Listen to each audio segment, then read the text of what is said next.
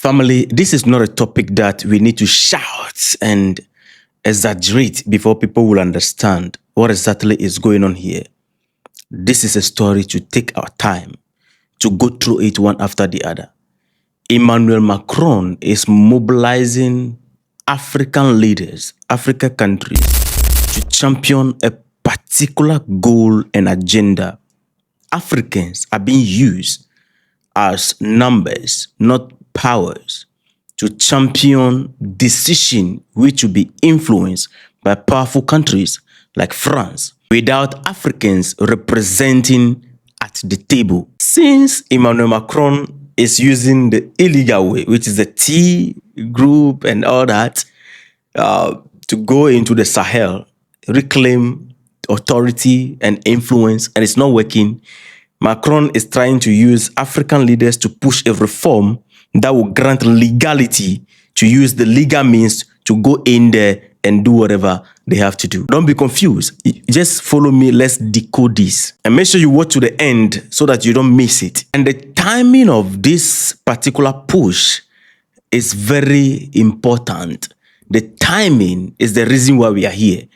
You know, Emmanuel Macron is talking about reforming the United Nations Security Council, especially the veto power. His proposal, which he called the Franco-Mexican initiative, the aim of this proposal is to limit the use of veto power only in cases of mass crime, genocide, and war crime. You know, let's listen to this. Before we move forward, please, if you're already here, hit the like button for me and subscribe. Many of you have been forgetting. When you like the video, the more like you get on the video, the more the video go far and reach audience, because this is something that everybody should be aware of. So I'm pleading with everybody, just hit the like button. And I urge you to watch the video to the end to understand exactly what Macron is trying to use our leaders to do. And then, of course, a concrete mark there too of our joint work in Nairobi. We made progress on improving multilateral functioning,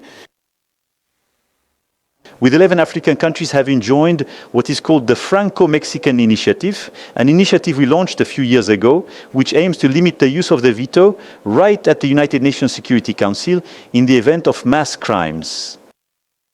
No one can legitimately understand how a member state with the right of veto in the Security Council can block the proper functioning of the United Nations when a mass crime is underway. This limitation requires a reform of the Charter. For that, we need to mobilize the members. Thanks to the mobilization we were able to conduct in Nairobi, we now have 11 African states that have joined us, in addition to those already supporting this initiative, making it 118 member states. We need 131 to have 2/3. So we will continue until the end of the year the mobilization to be able to launch a concrete initiative. That is Emmanuel Macron. I mean, there are a lot of people who heard this speech and they're like, oh, amazing thing. When you look at it broadly, you will not see anything wrong with it. Everything seems smooth, like it makes sense, right? There's something going on. Technically, Macron is trying to say that no country should be able to block UN action. Please, the word UN action is very, very important to us. That is where our conversation is. That is where we are going to look at critically. No country should be able to block UN action when mass atrocities are happening. All right? If we decide that, there's mass atrocity happening in Mali right now, nobody should be able, China or Russia, they have been, let me not rush. China or Russia or whoever should not use their veto power to block the UN action. Now, Emmanuel Macron highlighted that 11 African countries have already joined this initiative. This is even one of the main reasons why African leaders were packed from here to Nairobi to go and meet this gentleman in Nairobi. This is one of the main reasons. Forget about the promises of 20-something billion US being promised. Forget about that thing. Let's talk about the real situation on ground. 11 African countries have already joined, and the total support they now have is 118 countries. They need 131 countries to have to third majority to push a reform. Now let's talk about the big issue on board, the veto power. Right now, as we speak, 5 countries hold the veto power. You have USA, you have UK, you have France, you have Russia, and you have China. As we're speaking, any of these countries, any of them can block UN action. That is very important to me. I'm mentioning the UN action. That is what our conversation is. So hold on. So Macron is seen on board criticizing the system by saying that it is not acceptable for one country to stop action during mass crimes. Let's talk about the UN action that Emmanuel Macron referred to, what actually it means. In practical terms, this action of the UN include decisions like, number 1, sanctions. In terms of sanctions, there is freezing of asset, trade restriction, travel ban on leaders. These are things that the UN can use to pressure government or armed group without using military force on ground. Number 2 is peacekeeping missions. UN troops can be sent on the ground. We are talking about the blue helmets. The UN can step in to monitor ceasefire in terms of conflict. The UN will step in to protect civilians. Number 3, very, very important, military intervention authorization. These allow countries or coalition to use force. They can create no-fly zone. They can go in direct intervention to stop violence if they think there's violence going on here. This one is the most controversial and powerful type of UN action. The 4th one is the legal and judicial action which can be taken. You know, they can refer cases to international court, investigating of war crimes and all that. These are the things that can lead to prosecution of leaders or military actors in any case when they are accused and found guilty. So any of these countries that I mentioned, like France, USA, Russia, China, UK, they can use their veto to stop any of these actions. So Emmanuel Macron said a member state cannot block the proper functioning of the UN during mass crime. So we need to push a reform that if the world we agree to act. One powerful country cannot step forward to stop everything, because most of the time Russia and China have been stopping them. So the thing is that if this thing is being pushed and reform is being made, in cases of mass atrocity in any country, if anytime at all they say, there's atrocity happening in this country, sanction, peacekeeping or intervention can go forward without it being blocked by any member. Now, the key reality of the conversation is that even if the veto is limited, the UN still decide what qualify as war crime. There are powerful countries that still influence decision behind the scene. So when Macron is talking about UN action and is talking about veto power to send troops, impose sanction and intervene in countries, the real question we should be asking is that who decide when to act on what country and who to protect?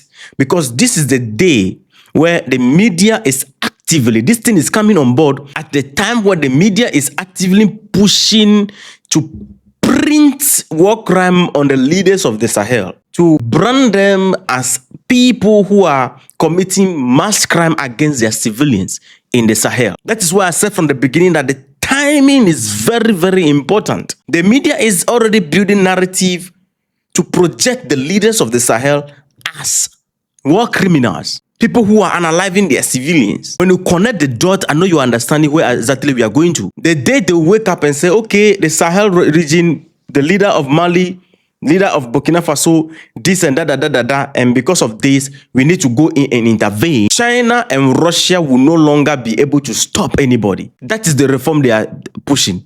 And African leaders are being mobilized, and they are not looking at this part of the conversation. And they need to look at it because of the person leading them in the agenda. Because it can be decided that, there's no war crime happening in the Middle East, but in Mali and Burkina Faso, in the Sahel, it is happening. So we need to go there. Who is going to stop it?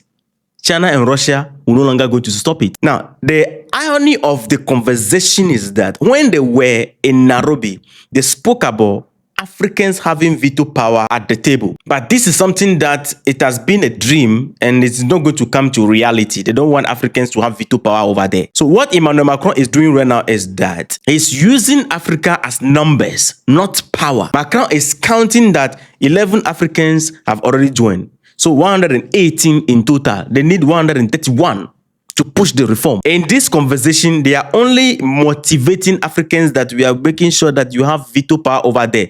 But as we're speaking, Africa is not going to have permanent seat, no veto power over there. So Africa is being used to support the reform without being structurally empowered to be at the table. So you push the reform, decision will be made on your head without you being present to either stand against it or agree. So this reform, is it going to be applied to all conflict or some selective conflict? Because you can have conflict happening in the Middle East and they'll say, no, we are going to the Sahel rather.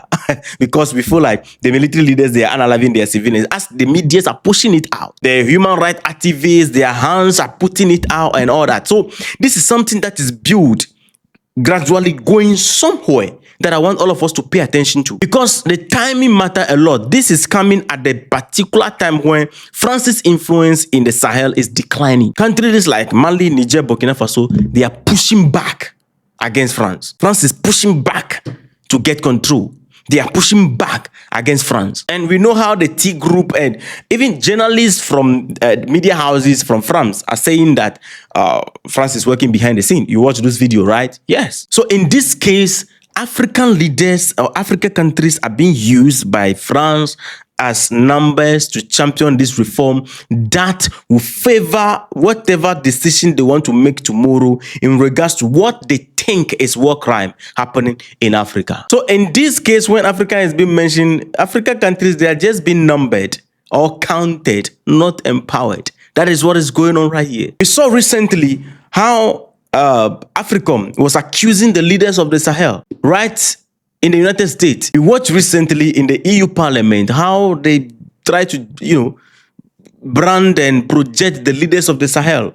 We saw recently how the media houses are pushing the narrative against it. So everything practically is working in this line to determine that the Sahel will need to go there and do what? China and Russia will stop it.